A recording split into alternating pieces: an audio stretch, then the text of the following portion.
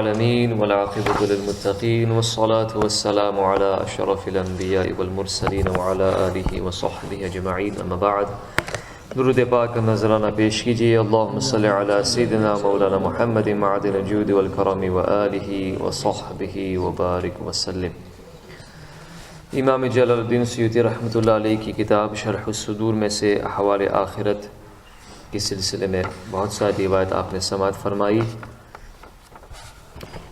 اور صالحین کو اللہ رب العزت برزخ کی زندگی ہی میں کس طریقے سے انعامات اور اکرامات کی بارشیں ان پر نازل فرماتا ہے، اور کس طریقے سے اللہ تعالیٰ انہیں اپنا قرب خاص عطا فرماتا ہے، اس کے متعلق بہت ساری روایت آپ نے سماعت فرمائی۔ مزید انشاءاللہ چند ایک روایت آپ کے سامنے پیش کی جائے گی۔ فرماتے ہیں کہ سیدنا عبد الرحمن ابن مہدی رحمۃ اللہ علیہ بیان کرتے ہیں کہ حضرت سیدنا سفیان ثوری رحمۃ اللہ تعالی علیہ کی وصال کے بعد میں نے انہیں خواب میں دیکھا تو پوچھا، اللہ رب العزت نے آپ کے ساتھ کیا معاملہ فرمایا؟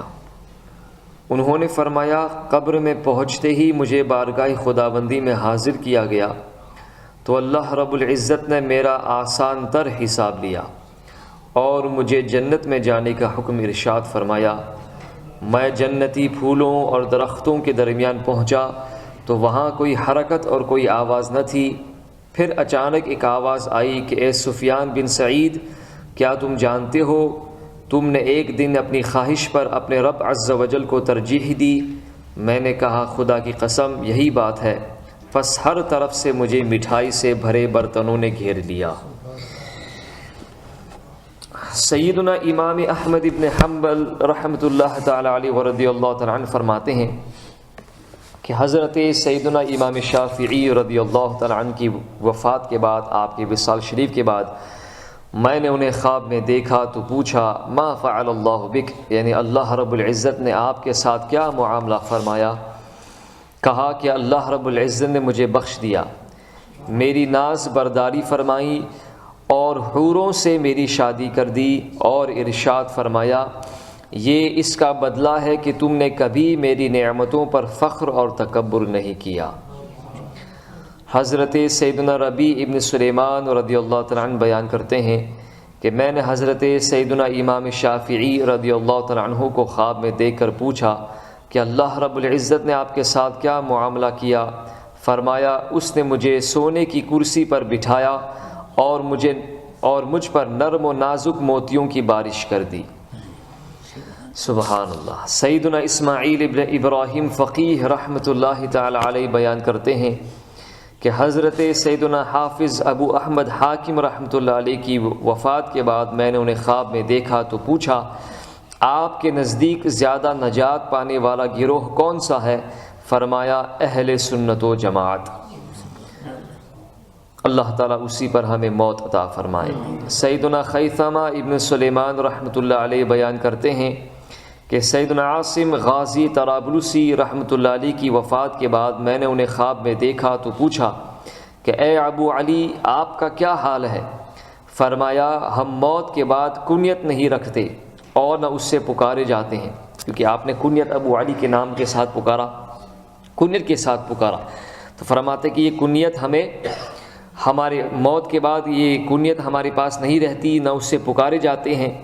تو میں نے کہا کہ اے عاصم، آپ کیسے ہیں اور آپ کو کس طرف لے جایا گیا؟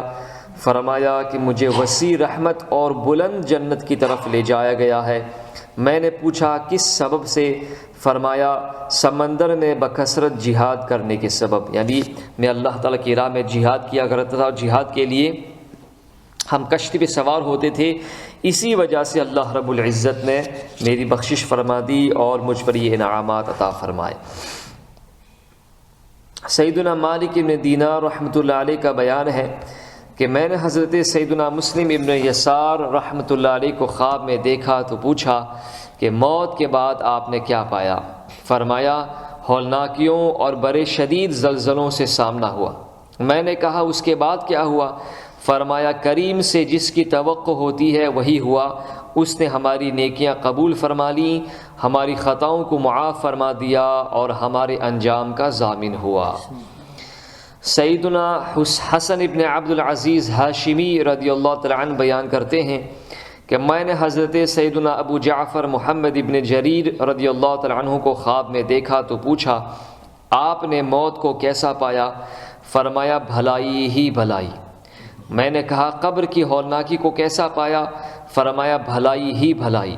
میں نے پوچھا منکر نکیر کو کیسا پایا؟ فرمایا بھلائی ہی بھلائی۔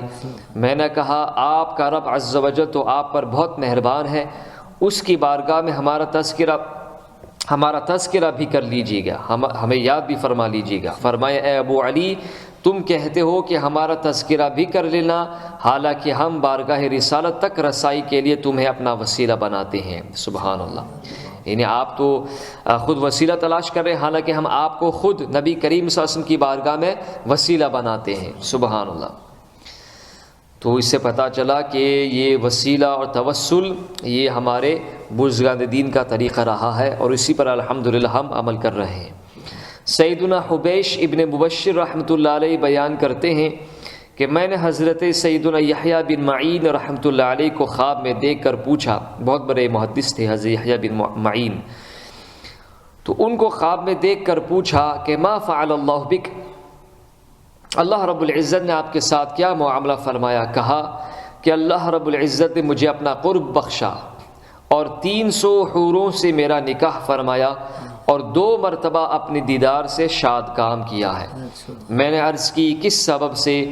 تو انہوں نے اپنی آستین سے کچھ نکالا اور فرمایا اس کے سبب یعنی حدیث شریف کی خدمت اور حدیث شریف لکھنے کی وجہ سے اللہ تعالیٰ نے یہ انعامات مجھے عطا فرمائے۔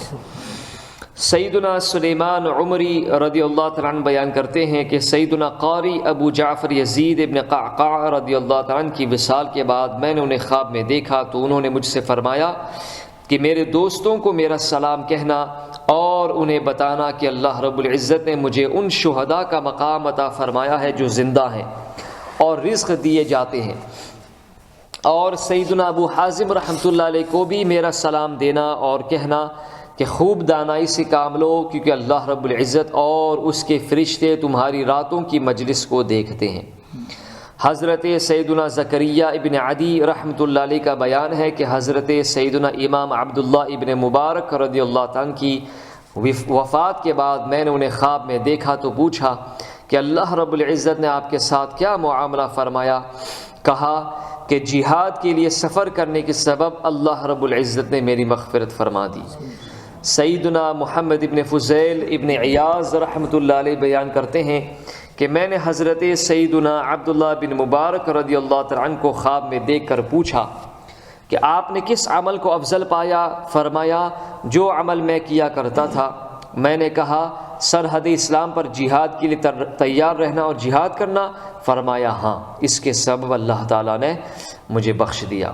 حضرت سیدنا یزید ابن مدعور رضی اللہ تعالیٰ عنہ بیان کرتے ہیں کہ حضرت سیدنا امام اوزاعی رضی اللہ تعالیٰ عنہ کی وصال کے بعد میں نے انہیں خواب میں دیکھا تو عرض کی کہ اے ابو عمر مجھے ایسا عمل بتائیے جس کے ذریعے میں قرب الہی حاصل کر سکوں۔ فرمایا میں نے یہاں علماء سے بلند درجہ کسی کا نہیں دیکھا اور ان کے بعد غمزدہ لوگوں کا درجہ ہے۔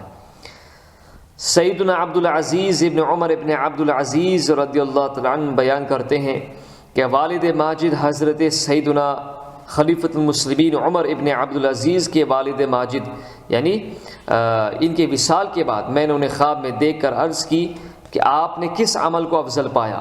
فرمایا بیٹا استغفار کو افضل پایا، اور زیادہ سے زیادہ استغفار کی وجہ سے اللہ رب العزت نے ہم سے درگزر فرمایا۔ اللہ رب العزت ہم سب کو زیادہ سے زیادہ اس کی بارگاہ میں توبہ استغفار کرنے کی توفیق عطا فرمائے، اور علم دین اور علم شریف کی اللہ تعالی ہمیں اخلاص کے ساتھ خدمت کرنے کی توفیق عطا فرمائے۔